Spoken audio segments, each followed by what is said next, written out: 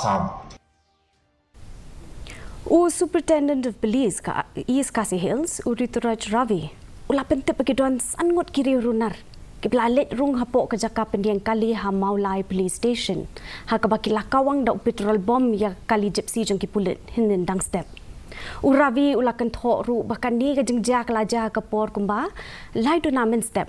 Kani ke kali Pulit kabla syak Thang ke don your registration number ML not R not iwe kendai saw. Bodu SP ulaban bahkan ni ke kali kela julor bun.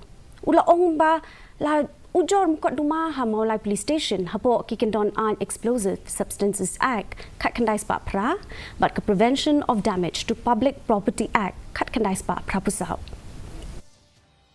240-245.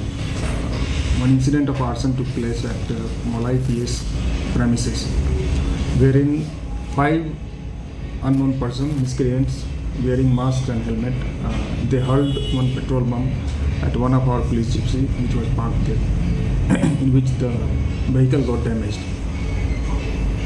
In that regard, we have registered one case under various sections of IPC and also under Explosive Substance Act, and we are investigating. Regional Democratic Alliance, kalapan long